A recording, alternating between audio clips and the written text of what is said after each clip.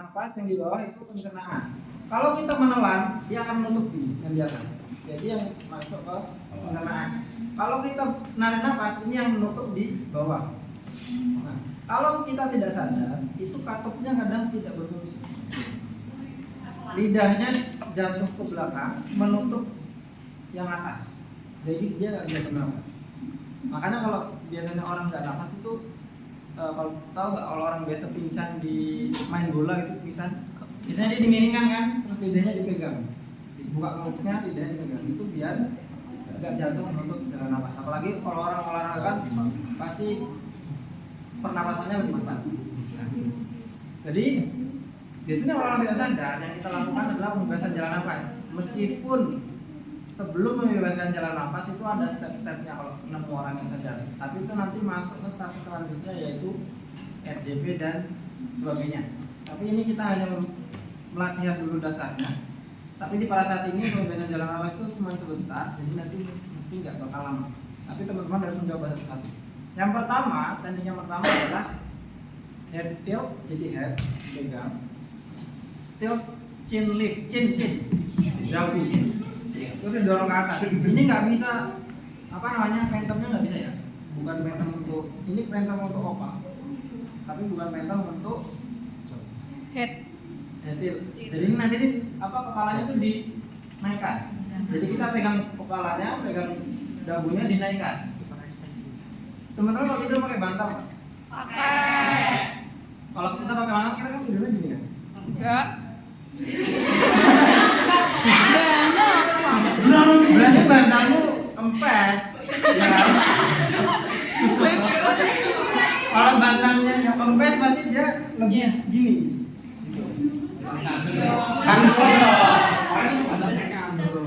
Ya kalau bantalnya kandel masih gini. Kalau bantalnya kempes minimal gini lah, nggak terlalu begini.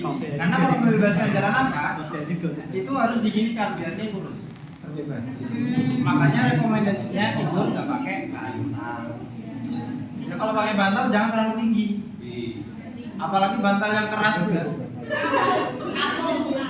Tidur aja itu sakit kepalanya, bangun-bangun sakit leher. Oke, jadi kalau membebaskan jalan nafas, kalau kita akan membebaskan jalan nafas, pasiennya jangan dikasih bantal. Kalau dikasih bantal kita nggak bisa membebaskan jalan nafas karena ditahan. Oke. Itu yang pertama. Head ini didorong, ini didorong ke atas. Kepalanya ditekan, ini didorong ke atas. Jadi dia akan seperti ini. Oke, itu yang pertama. Kalau terjadi cedera servikal, kita harus menggunakan teknik yang namanya jaw thrust. Bagaimana Pak cara tahunya orangnya cedera servikal? Kita kan nggak ngeronsen orangnya. Itu gimana caranya? Gak mungkin kan kita cuma lihat gini terus kita pegang tangan, oh ini cedera servikal, tangannya mah ada ronsennya. Gimana cara tahunya?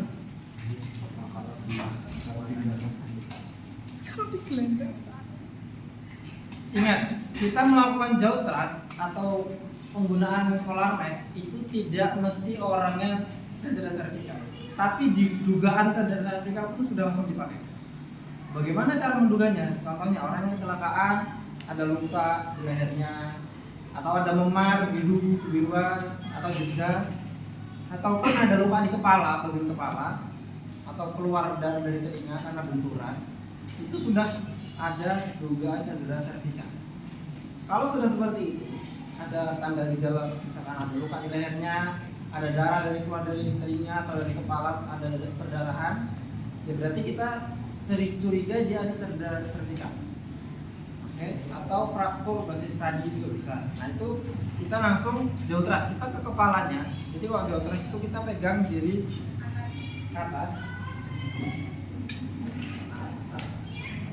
Jadi ini kita langsung ke bagian kepala, kita pegang. Ingat, kita pegangnya tuh di rahangnya ini. Sepanjang rahang ini kita pegang sesuai dengan jari kita. Kayak gini. Ingat ya, dipegang seperti ini. Kalau misalkan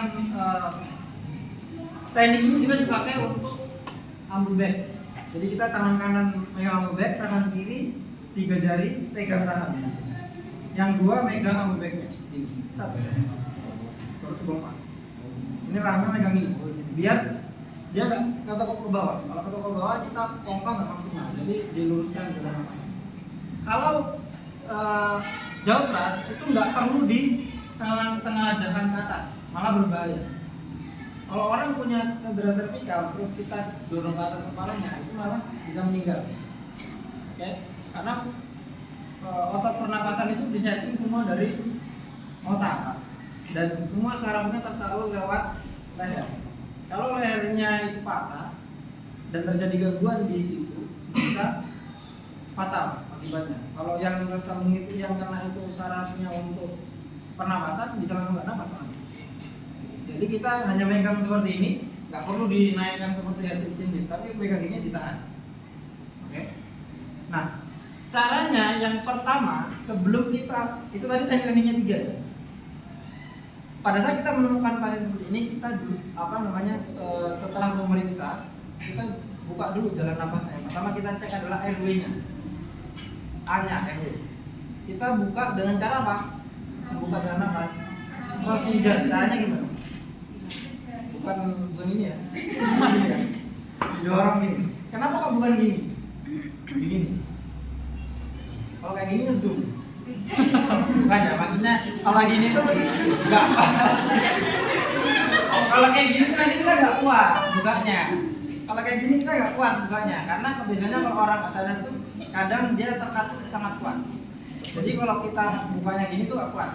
Jadi lebih kuat seperti ini. Caranya gimana? Kita ke bagian kepalanya bisa atau dari sebelah sini bisa. Oke. Kalau dari bagian kepala kita dorong aja dagunya ke bawah. Ini nahan di bagian atas, dagunya didorong ke bawah pasti terbuka. Atau dia kalau memang terkatup sangat kuat, kita bisa pakai sarung tangan, dorong aja giginya.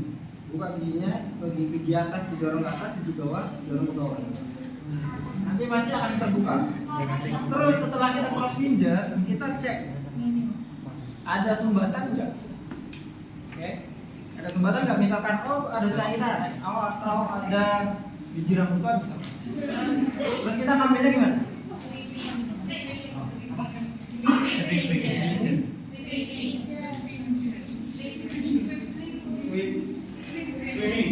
Swimming. Finger swab. Kita bisa pakai seperti ini, terus kita jari kita ini dimasukkan. Bukan gini ngambilnya ya. Kalau gini nggak nyampe. Jadi kita gini masukkan langsung Congket. ke atas. Cairan atau apapun itu pasti akan ke atas.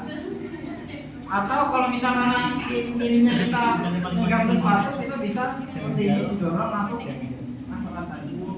Jadi gini, tangan kita sudah masuk, ya udah langsung set. Oke. Nah, itu finger swab sama cross finger. Sampai sini ada yang menanyakan dulu nggak? Tadi tekniknya 3 sudah. Terus cross finger sama untuk mengambil benda yang di dalam mulut itu sudah. Ingat ya, itu sangat penting. Jadi kalau orang nggak sadar, kita harus ngecek dulu dia jalan nafasnya paten nggak. Oke. Jadi pertama airway. Setelah airway-nya aman, baru kita cek breathing-nya. Dia bernapas berapa kali per menit, ada pergerakan di dada enggak. Oke. Baru kalau ngecek nadi dan sebagai ngeceknya. Tapi kita pembebasan jalan nafas nggak sampai situ. Ya kita hanya membebaskan jalan nafas pakai tadi jauh teras, head chin lift sama finger swab. Kemudian apalagi yang kita lakukan? Kita setelah pasiennya kita lihat jalan nafasnya aman. Nah, kalau dia tidur kan takutnya lidahnya jatuh ke dalam kalau nggak sadar. Oke. Nah, kita bisa pakai yang namanya opa. Tapi ini nggak boleh dipakai sama orang yang sadar. Oke. Kecuali orang yang di ICU. Kalau di ICU itu dia penurunan kesadaran, tapi masih bisa diajak komunikasi, bisa dipakai. Kalau ada kekhawatiran lidah jatuh ke belakang, tapi itu sudah pasti dikasih obat-obatan untuk sedasi. Bahkan dia habis operasi, ada infusnya untuk bius. Itu boleh pakai. Nah, kalau seperti ini kita pakainya bagaimana? Masangnya gimana pakainya? Pakainya pakai sendiri. masangnya gimana? Allah. Kita buka mulutnya sama seperti tadi, terus pijat atau dari atas juga bisa. Kita pertama ukur dulu. Sebelum kita buka mulutnya, kita ukur dulu dari mulut ke dekat telinganya. Kalau dia terlalu pendek, lidahnya nggak tercover, tetap jatuh ke belakang. Kalau dia terlalu panjang akan ya maksudnya ngatuk juga, tapi dia apa ya, akan ada refleks batuk yang kayak kalau teman-teman kalau biasa masukkan tangan pasti kayak memuntah gitu. Nah seperti itu. Jadi dia harus diukur. Nanti ada ukurannya ya, ukurannya untuk anak kecil, yang ini dewasa. Kalau sudah kita buka mulutnya, crossing seperti ini, kita masukkan opalnya ke atas. Oke. Karena nanti masuknya gini, kita masukkannya ke atas, masuk lewat langit-langit sampai di dalam, baru kita putar 180 derajat. Nanti kalau sudah masuk ini, kita putar tuh langsung pas, tek. Oke. Jadi seperti ini. Nah, bagaimana kalau anak-anak, kalau bayi? Kalau bayi nggak boleh ya, karena nanti kalau bayi kan masih apa ya, masih lunak. Kalau kita masukkan ke atas, kita putar nanti perdarahan.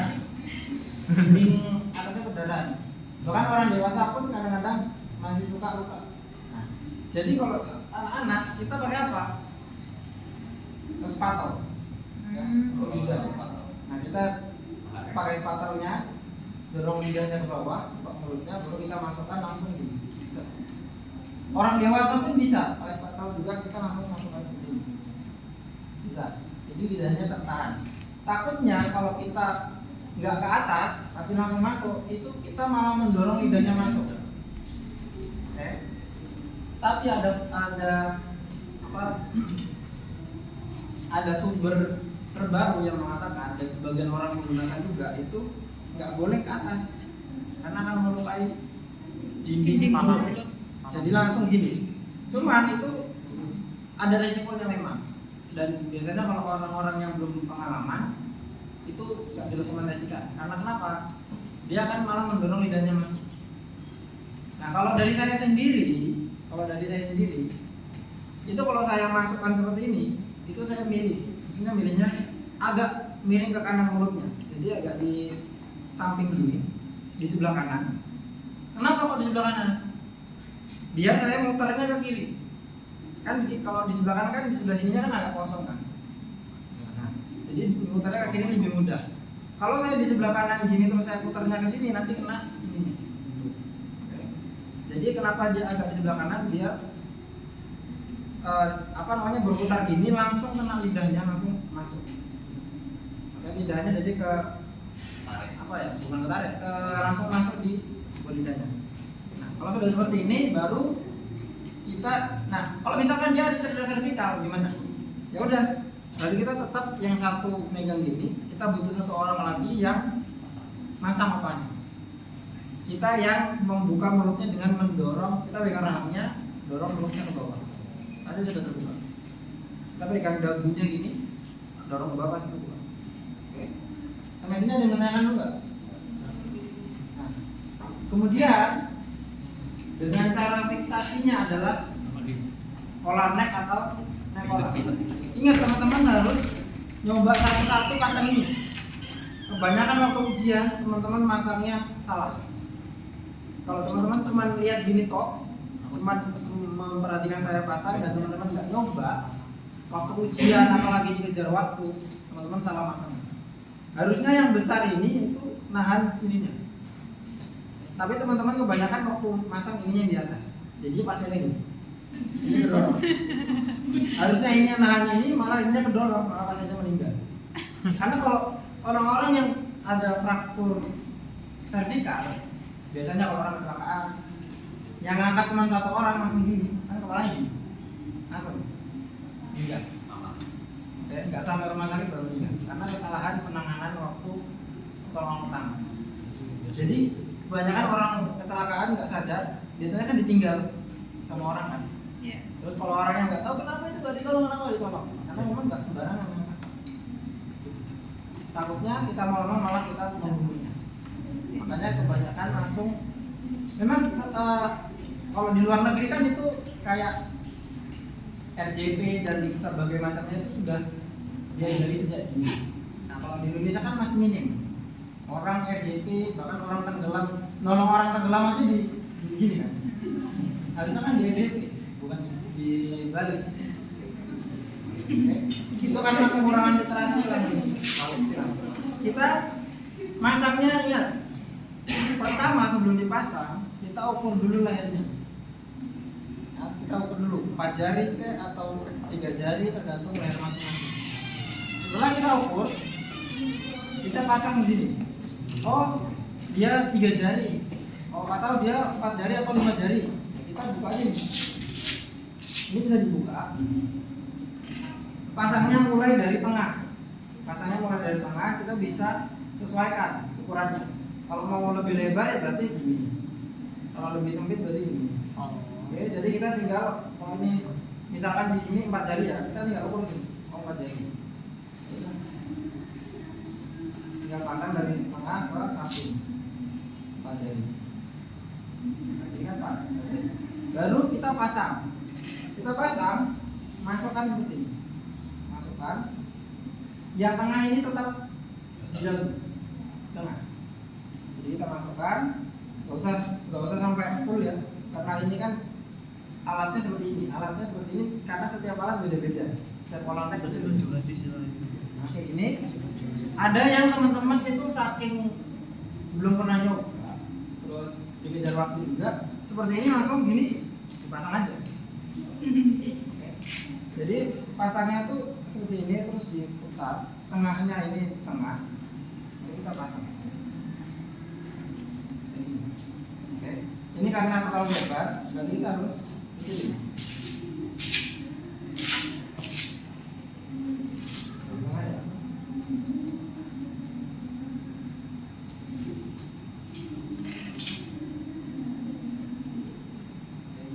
Masuk, kita pasang. Seperti ini. Memang apa collar neck ini kalau dipasang ke orang yang sadar itu nggak nyaman. Dia pasti akan kayak gini. Tapi yang bagus adalah yang langsung terfiksasi, dia nggak bisa gerak sama sekali. Kalau dia masih gerak berarti belum pas ukurannya.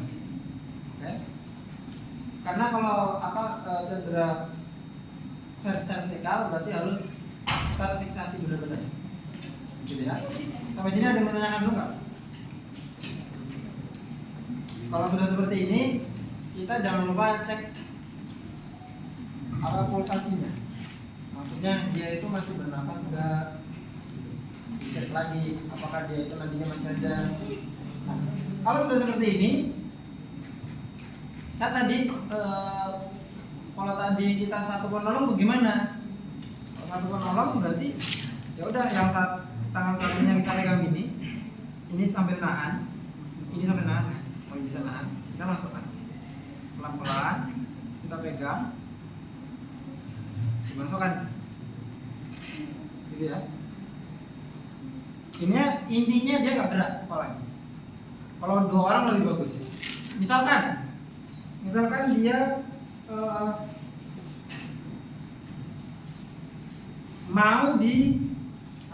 mau di lock, dimiringkan. Karena ini kan di LSD. Ini terpasangnya di LSD.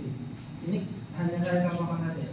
Jadi ini ditandu LSD long spinal cord. Tandu tau nggak tandu? Ya. Nah keras itu, terus ini nanti di bagian kepalanya. Ini diikat ke bawah. Ini talinya ke bawah, diikat ke talinya. Terus ini ke kepala. Di atas. Jadi ini di dagu, ini di kepala. Jadinya ini ditandu. Ngangkat tandunya ini sudah terfiksasi. Nah, kalau kita mau mengangkat ke tandunya pasti kan dimiringkan kan? Atau kita ngangkat pasiennya ke tandu. Nah, cara miringkannya gimana? Cara miringkannya ya kita tangannya yang di kepala, yang di bagian kepala ini sebagai leader, karena dia yang memberikan aba-aba sudah siap belum dimiringkan kepalanya. Jadi kita tangannya di bahu ini, ini dua ini nahan kepalanya biar nggak gerak. Oke. Terus nanti 3 orang atau 2 orang di bagian samping. Nanti kalau miring seperti ini, aba-abanya dari kepala. 1, 2, 3. Nah, miring kalau badannya miring, kepalanya harus tetap miring. Nggak boleh badannya sudah miring, kepalanya masih ketinggalan. Iya. Jadi harus sama. Harus sama seperti ini. Terus nanti long spinal board ini yang ada kepalanya, ini nanti tetap dibuka dulu.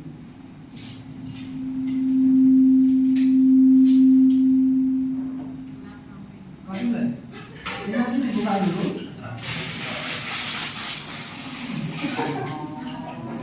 Jadi ini semuanya dibuka, baru diikatkan di apa namanya? Diikatkan di tandunya. Tandunya masuk. Setelah tandunya masuk, baru dia turun lagi. 1, 2, 3. Nah, turun. Kalau kita belum pasang collar neck, kita pasang dulu collar necknya. Ingat, orang yang di kepala itu nggak boleh diinterupsi, maksudnya di apa ya? Oh, tangannya pindah dulu, nggak boleh. Misalkan dia mau masang collar neck, kita disuruh tangannya pindah dulu, nggak boleh. Misalkan gini, terus kesusahan dia memasukkan, pindah dulu, akhirnya pindah, gerak, nggak boleh ya. Jadi orang yang memasukkan ya bagaimana caranya masuk, tapi yang ini tetap paten, nggak boleh gerak. Jadi yang memasukkan itu yang effort untuk masukkan. Oke. Setelah ini terpasang, baru yang tadi megang ini baru lepas. Setelah terpasang, setelah aman gini, dicek pulsasi nadinya semua, nggak abdesi bernapas, baru kita miringkan untuk masukkan ini. Bisa ya? Coba satu orang siapa? Tidur di atas.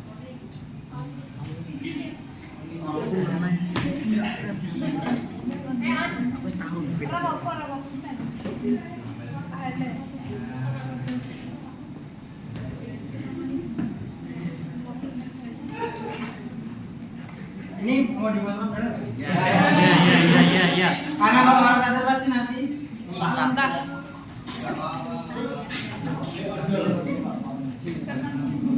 Oh ya, ini betul ya? Ini bisa dibuka? Oh, nggak usah ya? Ini bisa dong. Bisa dong.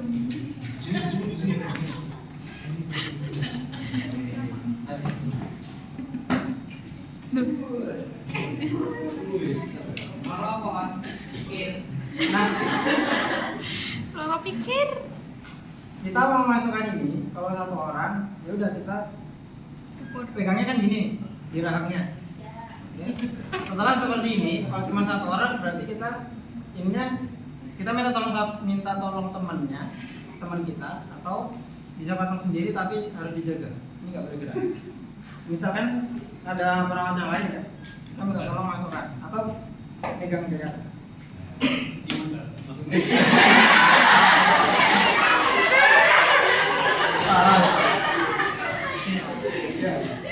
Caranya seperti itu.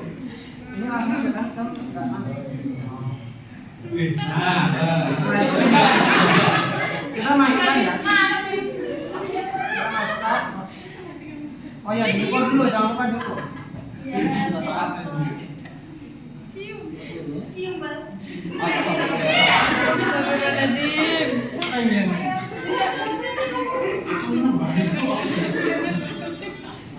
Kalau yang seperti ini, udah.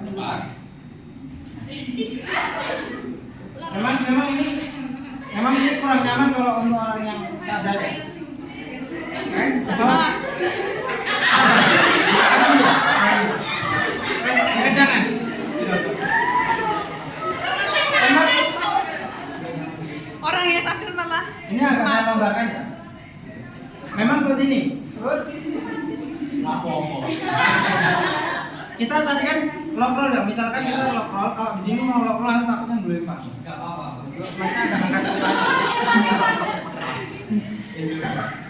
Topnya sama. seperti ini. Si Reres Pakai di atas kepalanya nggak apa-apa. Ya kan ini kan pura-puranya tadi udah lock roll di sini nanti jatuh. Nggak apa-apa. Oh iya. Nggak ada back set lainnya. Nah, setelah ini kita pasang ini kan ada lubangnya ya. Jadi meskipun orangnya, kalau misalnya orangnya sadar, tetap masih bisa nyaman untuk bisa mendengar. Ini kita pasang sebelahnya.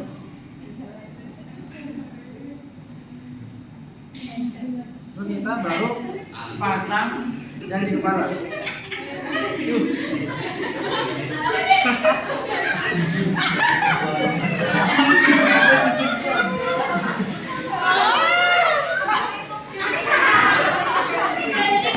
Nah, jadinya kayak gini. Terus kita tinggal angkat tandinya, sama. Aduh. Meskipun tandinya agak miring-miring, dia akan tetap lurus.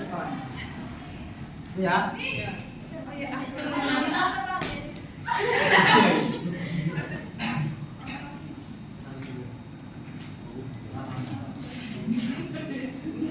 Oke. Ya. Sertifikat.